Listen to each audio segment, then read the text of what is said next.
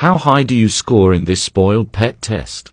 You're allowed on the couch or bed. The humans give you food off their plate. You have a toy box. You sleep on your human's bed with them at night. You've had professional photos taken. You get birthday or Christmas presents. Humans greet you first before they greet other humans.